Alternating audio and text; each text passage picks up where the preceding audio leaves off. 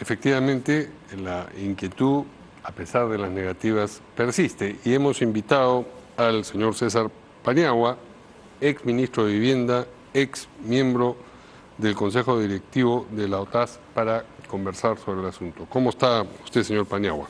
Mario, buenas noches, gracias por la invitación. Cuéntenos, en primer lugar, ¿a qué se dedica este organismo, la OTAS, que es el organismo técnico de la Administración de Servicios de Saneamiento?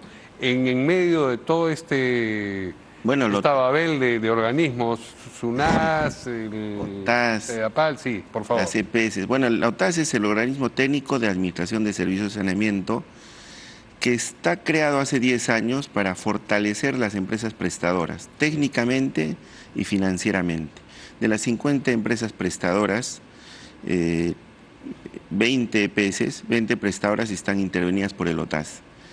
Prestadoras del servicio de saneamiento, así como CEDAPAL, CEDAPAR, EPS Grau en Piura, CEDA Loreto, EMAPACOPSA en Pucallpa, en fin, son 50. Sí. Entonces se crea el OTAS para una asistencia técnica y financiera. Entonces el OTAS depende directamente del Ministerio de Vivienda y tiene ese rol orientado a las EPS, así como la SUNEDU orientado a las universidades, algo así. ¿Y la SUNAS? La SUNAS es el regulador. Es el regulador, así como OCIPTEL para comunicaciones, ¿no? Para servicios de saneamiento, SUNAS, Superintendencia Nacional de Servicios de Saneamiento. Ok, y entonces en este cruce de versiones y de opiniones sobre lo que puede suceder con la tarifa del agua, ¿quién tiene a su manera de ver la razón? ¿Quién ha dicho verdad y quién no ha dicho verdad o ha dicho mentira? Los dos dicen medias verdades, porque lo que sucede es que... Y en consecuencia medias mentiras también. Así es. Lo que sucede es que ambos son del sector, tienen que ir de la mano y lo que están generando es una confusión. Y no está bien eso. ¿Y por qué?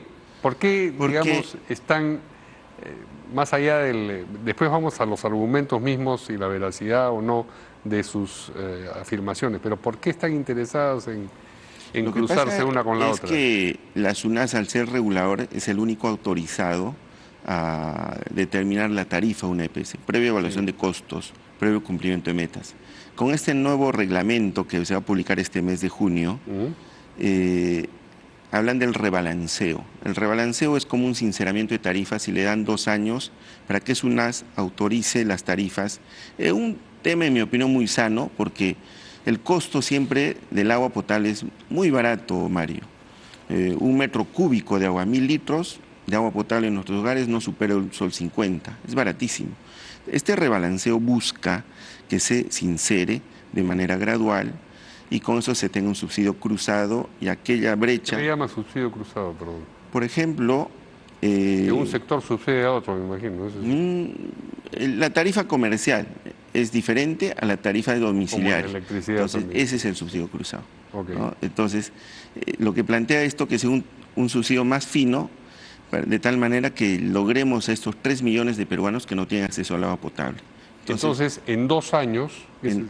Sí, ni bien se entra en vigencia este reglamento. El mes ¿No de sabemos junio, cuándo va a entrar en vigencia? Este mes de junio, es el plazo. Junio del 2024. Entonces, y va a haber un plazo, entra en vigencia hasta diciembre del 2026, para que en ese periodo la SUNAS como regulador haga un sinceramiento para reflotar y llegar a estas personas que no tienen para pagar el agua. Ok, ¿y ese sinceramiento puede llegar a los niveles de los que se ha hablado? Lo que pasa es que se habla en porcentajes, ¿no? Y porcentajes extremos, que subiría el 100%, que sí, pero ese 100%, repito, un sol 50 para 1000 litros en realidad es económico, es muy barato. Ok, entonces, pero el que está pagando 10 va a pagar en consecuencia... Hay esa diferenciación, si es comercial, si es... En realidad, yo creo que nuestro país hace tiempo necesita este sinceramiento. Ok, pero entonces, ese es un argumento, pero a propósito de la veracidad de lo que se ha dicho, es efectivamente así. El incremento de las tarifas puede llegar a ser de los niveles de los que se ha hablado. Sí va a ser, sí va a ser. Sí va a ser, en 2 años. Sí va a ser, porque la ley en la 1620, que es la ley ya aprobada, ya habla de ello, y ahora del rebalanceo, y en este reglamento lo va a afinar. Entonces, cuando, No tiene que aplicar cuando las UNAS. Sedapal dice que eso no va a ocurrir, la media verdad, no sé cuál es. Así es. Sí va a Ya ocurrir. veo cuál es la media falsedad, cuál es la media verdad que dice. Sedapal ahí tiene que sí va a tener que ajustar sus tarifas previa autorización de la SUNAS. Tiene que ajustar sus tarifas. Ya, es decir, al no admitir que esto va a ser así, está pronunciando esta media verdad. Lo que pasa que ¿Cuál es la media verdad de la Lo que SUNAS? pasa es que se genera ese caos, que la tarifa va a haber el tarifazo, ¿no? En mérito de esa ley se va a incrementar gradualmente. Eso va a pasar. ¿Cuál es la media verdad de la SUNAS?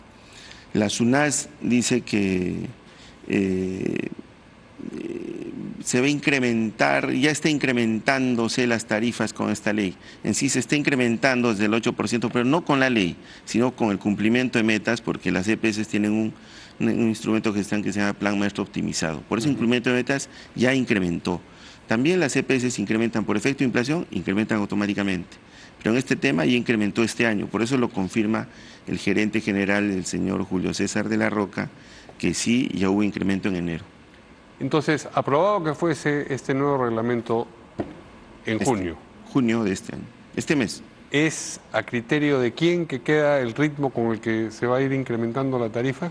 De la SUNAS. De la SUNAS. La SUNAS va a ir soltando, digamos, la soga diciendo subo 5%, subo 15%. Y la empresa prestadora a nivel nacional tiene que acatar porque la SUNAS representa al Estado. Y si no cumples, ya hay perjuicio económico, se afecta al Estado. Va a recaer, se dice, en el usuario, en parte. Sí, claro, si sube la tarifa va a recaer sobre el usuario, sobre quién más va a recaer. Pero esto es un tema que se viene postergando. O sea, la brecha. O sea, usted dice, sí va a haber el alza, sí va a ser en esas proporciones, va a ser gradual, paulatina. Así es.